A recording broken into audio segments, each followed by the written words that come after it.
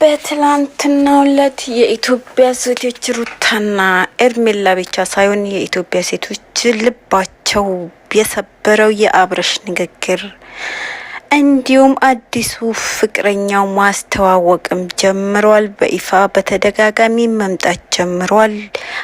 አዲስ ዜና አዲስ ነገር ይዤላችሁ መጥቻለሁ። እስከ መጨረሻው ቪዲዮውን ለመከታተል ሞክሩ።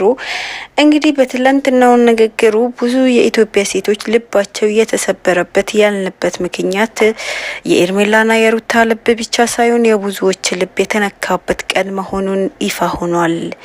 ምክንያቱም ሴቶች የሱ መጫወቻና መቀለጃ መሆናቸው በጣም አሳሳቢ የሆነ ነው። ምክንያቱም በዚህ ከቀጠለ የኢትዮጵያ ሴቶች በአጠቃላይ ህይወታቸውን እያበላሸ የሚጓዝበት መንገድ ሰፊ እያደረጉለት ነው ቤተሰቦቹን በማለት ቁጣቸው አንዳንድ ሰዎች እየገለጡት ይገኛሉ። ምክንያቱም ከሁለት ሴቶች ከተለያየ 15 ቀን ባልሞላው ውስጥ ሌላ ፍቅረኛ ይዣለውም ሲል ይፋ ማድረጉን ተሰምቷል። እንግዲህ ሴቶችን መቀያየር ወንድነት መስሎት የታየው አብርሽ በብዙ ሰዎች ፊት ውርደትና ሽንፈቱን ተከናንቦ እየኖረ ይገኛል። ምክንያቱም በዚህ ከቀጠለ ልጆቻችን ሊበላሹብን ነው የሚሉ ወላጆችም ቃላቸውን ማሰማት ጀምሯል። ይሄ ግለሰብ ለህግ መቅረብም አለበት። የሱ መጫወቻና መቀለጃ ናት ወይ ሴት ልጅን በማለት የሴቶች ጉዳይ ሚኒስቴርም አንዳንድ እርምጃዎች መውሰዳቸው እየተሰማ ይገኛል። ሁለት ሴቶች ከአንዳንድ ጎን በማስቆምም ወንድሙ በአንድ በኩል እህቱም በአንድ በኩል በማስቆም አዲስ ፍቅረኛ ይዣለው፣ እነዚህ ሁለት ሴቶችን አልፈልግም፣ ከነሱ በኖርኩበት ጊዜ ጭቅጭቅና ንዝንዝ ነው ያተረፍኩት። ምክንያቱም ሩታንም በመርጥ ኤርሜላ አታወኝም፣ ኤርሜላን በመርጥ ሩታ አታወኝም። ስለዚህ ሁለቱንም ከህይወቴ ማስወጣት አለብኝ። ትዳርም ውስጥ አሁን መግባት አስፈላጊም አይደለም። ነገር ግን ትዳር ውስጥ እንደነገርኳችሁ ነው። አሁን ላይ ትዳር ውስጥ ለመግባት ፍላጎትም የለኝም፣ አልደረስኩምም በማለት ተናግረዋል። ነገር ግን አንድ የኔ የምላት ሴት ከጎኔ መሆን ስላለባት አዲስ ፍቅረኛ ይዣለው፣ ፍቅረኛ ያስፈልገኛል፣ ጓደኛ ያስፈልገኛል በማለትም ለወንድሙና ለታላቅ እህቱን ንግግሩን ማድረጉን ተሰምቷል። በመቀጠልም ወንድሙን ይሄ ነገር ደግፉታል።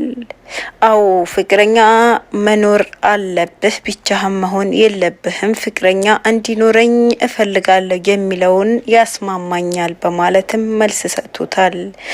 ነገር ግን ይሄ ነገር ወዴት እየሄደ ነው የሚለው ቆም ብሎ እያሰቡ አይመስለኝም። ቤተሰቡም እሱ በጥፋት ላይ ጥፋት እየደራረበ ሴቶች እንደ ኳስ ሜዳ መጫወቻ ላይ እያስገባ እየለቀቃቸውም ይገኛል። ነገር ግን በዚህ ከቀጠለ ልጆቻችንስ እህቶቻችንስ የሚለው ነገር ያሳስበው ሰው ያለ አይመስለኝም። በሱ ቤተሰብ ውስጥ ቤተሰቦቹ የሚፈልጉት የሱ ደስታና ብቻ ነው። ስለዚህ የሌላ ሴት ህይወት መበላሸቱም ምንም ማለቱም ሴት ልጅ ማልቀሷንም ምንም ነገር እየመሰላቸው አይመስሉም ሁኔታቸው ሲታይ። ነገር ግን አብርሽም ንግግሩን ያቋረጠው ይሄ ነገር ተናግሮ እንደነበረም ይታወቃል። ሴቶችም መልስም ለመስጠት ጥያቄም ለመጠየቅ ምንም አይነት አፍታ እንዳልሰጣቸውም ተገልጿልም ታይቷልም። በመቀጠልም ኤርሜላ ልክ ይሄ ንግግር አድርጎ ምንም ምላሽ ሳይሰጡ ካሜራማን እንሂድ በማለት እርምጃው ሲቀጥል ልትይዛውን በተሞክርም አምልጧት እንደሸሸ ይታወቃል። ነገር ግን ያመለጠበት ምክንያት ምንድን ነው የሚለው ምላሽ ብዙ ጥያቄዎች እንደሚጠይቁ ስለሚያቅ ምንም አይነት ምላሽ እንደሌለው ስለሚያቅ ሴቶችን በሰው ፊት ልክ እሱን እንዳስቸገሩትና እሱን እንደሚነዘንዙት አርግቶ የሚናገረውም ሰዎች እሱን እንዳይወቅሱ ሴቶች ለካ እሱ እያስቸገሩት ነው። ደስታ አልሰጡትም እንዲሉ እንዲያስቡ ነበረ። ነገር ግን ይሄ ነገር በፍጹም ሊሆን አይችልም። ሰላም ሰላም ብያለሁ ውድ ቤተሰቦቼ፣ እንዴት ናችሁ? ደህና ናችሁ አላችሁ? እኔ ያለሁላችሁ አልሐምዱሊላህ። መጥተናል እንግዲህ ላይክ፣ ሼር፣ ሰብ እያደረጋችሁ አዳዲስ መረጃዎች ምናቀርብላችሁ ይሆናል። በዜና መልክ በሀሳብ በምንም እያደረግን ማለት ነው። በእናንተ የሚጠበቀው ቻናሉ ሰብስክራይብ ማድረግና ቤተሰብ መሆን ነው። በመቀጠል ሀሳብ አስተያየታችሁ ኮሜንት ላይ ማስቀመጥ ነው። እንግዲህ ትላንት እንዳየ ነው አብርሽ ያ ነገር ተናግሯል። ያው ከሁለት ቀን በፊትም አዲሱ ፍቅረኛው እያስተዋወቀ የሚገኛ ነበር እየተገኘ ነበር።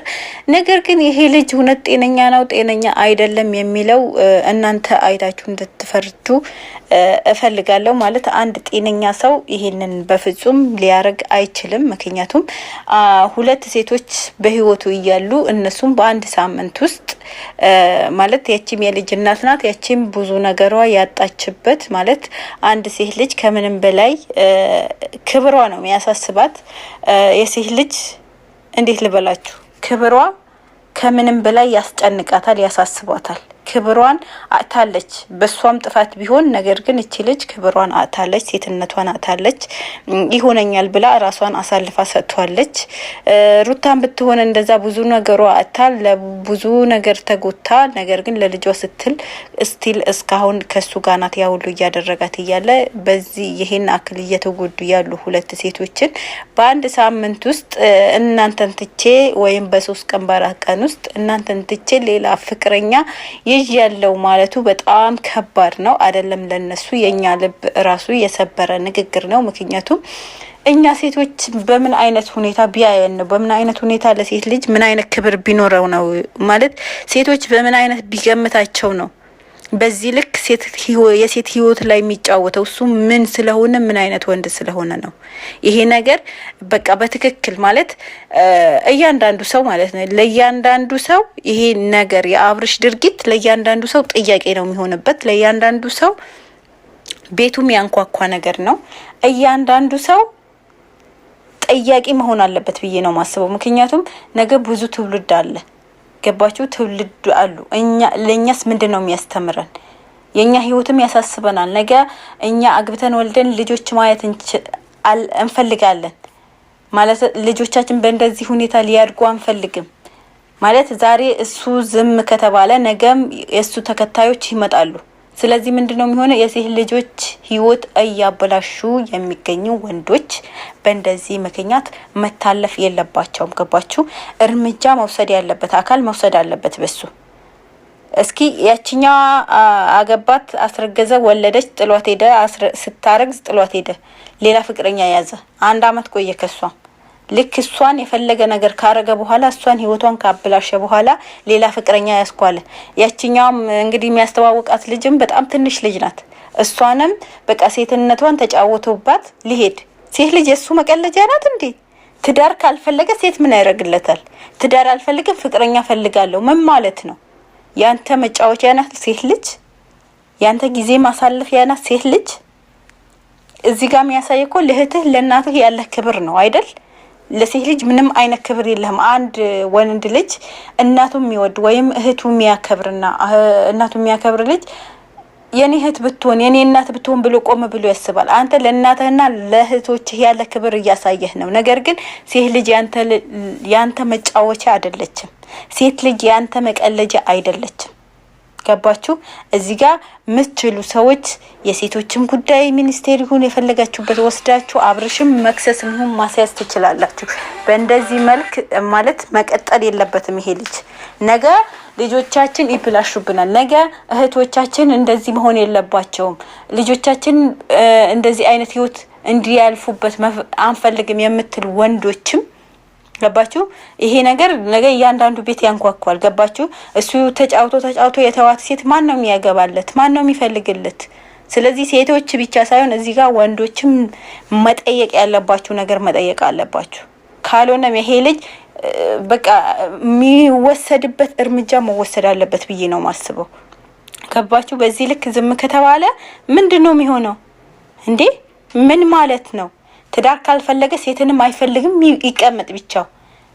እሱስ ትዳር አልፈለገም። ነገር ግን 10 ሴት እየቀያየረ በ10 ሴት ህይወት መጫወት አስፈላጊ ነው ብዬ አላስብም። አስፈላጊም አይደለም። ገባችሁ? በቃ ትዳር ማይፈልገው ሴት አልፈልግም ብሎ አይደለም። አንድ ሰው እኮ ትዳር አልፈልግም የሚለው አቅም ባይኖረው ማስተዳደር ካልቻለ ነው አይደል?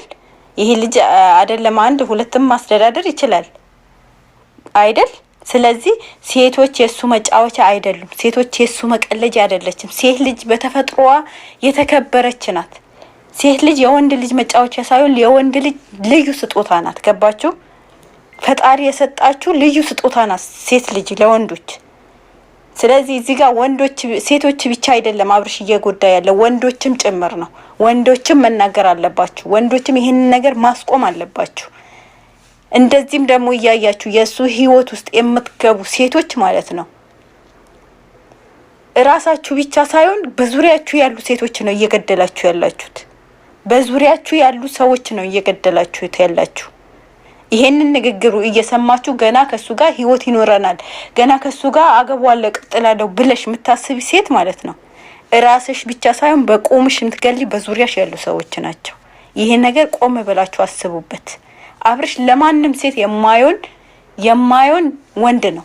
ወንድ ልጅ አይባልም። እንደዚህ አይነት ወንድ አይደለም። ሱሪ ብቻ አንጠልጥሎ እንዴ መወፈርና የሆነ ታዋቂ መሆን ዝነኛ መሆን የሆነ እንትን መሰለው እንዴ? ኧረ በእናትህ አገርም ያስተዳድር ሰው እንዳንተ ደረቱን አልነፋብንም። በጣም ስነ ስርዓት አለፍክ። በጣም ከልክ አለፍክ። የምር ከልክ አለፍክ። ፈጣሪ እኮ ያይሃል። ይሄን ከፍ ያደረገ ፈጣሪ በአንድ ሰከንድ ውስጥ አውርዶ ሊጠፈጥፍህ ይችላል። በዚህ ልክ ልብህ አይበጥብህ። በዚህ ልክ ከኔ የበለጠ ወንድ የለም ብለህ አታስብ። የሴቶች ህይወት ላይ አትጫወት። ስነ ስርዓትህን ያዝና ትላንት የተነሳህበትን የነበርከበትም ያ አመድ የነበረው ፊትህና ያ የተቀዳደደ ቲሸርት የምትለብሰው አብርሽን አስታውሰ ስነ ስርዓትን ይዘህ ትላንትን አስበ በስነ ስርዓት እንደ ሰው ልጅ እያስብክ ኑር። ገባ? ዛሬ በዚህ ደረጃ ከፍ ያደረገች ሴት እንኳን በዚህ ልክ ረቅጣ ይሄ ከሰውዬ ነገ ለማንም ሴት የማትሆን ወንድ ነው። አንተ ትላንትህን የረሳ ሰው ነው። ገባ? ትላንትህን የረሳ ሰው ነው። ትላንቱ የረሳ ሰው ደግሞ መጨረሻው አያምርም። ይሄ ልጅ በሰላሙ አይደለም እንደዚህ ሆነ። በቅርብ ቀን ግን ምን ሆኖ እንደምታዩት ምን አለች በሉኝ። በቅርብ ቀን እንደዚህ ሰዎች የሆነ ጊዜያቸው አጭር ነው የሚሆነው። ገባችሁ? በጣም ከርሶና ወድቆ መንገድ ላይ ልታያቸው ሁሉ ትችላላችሁ። ፈጣሪ የሆነ ነገር ሲሰጠን እሱን አመስግነን ትላንታችንን አስታውሰን ትላንታችንን ረስተን ሳይሆን ትላንታችንን አስታውሰን ፈጣሪን አመስግነን ትላንት የነበርኩበት ህይወት ለዚህ ያበቃህን ጌታዬ ተመስገን ብለን እሱን ተገዝተ ሰዎች አክብረን ከሰዎች ከኛ እኩል አይተን ነው እንጂ ሰዎችን የበታች እያረገጥን ምን ሄድ ከሆነ ነገያችን አያምርም። ለማንኛውም ውድ ቤተሰቦች በጣም ስሜታዊ ሆኛለሁ። ይቅርታ። ሀሳብ አስተያየታችሁ ኮሜንት ላይ አስቀምጡልኝ። እወዳችኋለሁ፣ አከብራችኋለሁ። ባይ ባይ።